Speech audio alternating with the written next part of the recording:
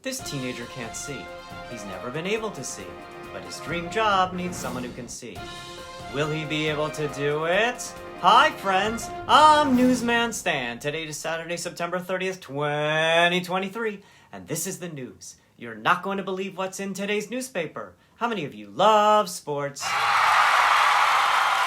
Well, in today's New York Times newspaper, we learn an incredible story about Alan from Ohio. Alan can't see. He's never been able to see. But when Alan was born, Alan's doctors said that even though Alan couldn't see, he would probably have a very special gift. What was that gift? The doctors didn't know, but they would soon find out. When Alan was 3 years old, Alan's dad taught him to play piano. Alan learned to play really hard piano pieces like music from Star Wars. And remember, Alan did this without being able to see the piano keys or having sheet music in front of him. And that's when they figured out what Alan's special gift was. He had a great memory. Even though he couldn't see, Alan could easily remember things. And just like many of you, Alan loved sports. He loved to go to baseball and basketball games. First, he liked to go to sports games to listen to school bands play music. But by the age of 7, Alan started asking lots of questions about the games themselves. He wanted to know what was actually happening. He asked about things like how tall players were, where they were standing, and who had the ball. These were all pieces of information Alan needed to draw a picture in his mind about what everyone was seeing.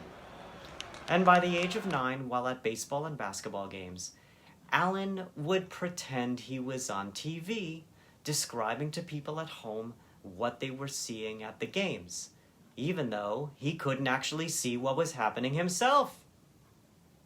Alan would rely on what he heard from actually being at the games, and what he remembered about the players. And now his dream job is to describe baseball and basketball games on TV and radio for people sitting at home. Fortunately, teams in his home state of Ohio are giving him chances to do this. He also hopes to host a weekly sports radio show called The Blind Truth. Does Alan want you to be sad for him because he can't see? Not at all. Here's what he said. Quote, "When you talk to a blind person, a lot of people think, well, he can't do this, he can't do that. Some of that might be true, but I can paint a picture for people." What an inspiring story about Alan. And next time you think you can't do something, remember Alan. He's taught all of us that you can do anything you want in life, even if you're like Alan and you can't see. Well, that's it for me for today. And remember, friends, it's a complicated world out there. But there's always some safe news in every daily newspaper. And I'm here to help you find it. And I hope you subscribe and join us. Make it a great day. And I'll see you next time.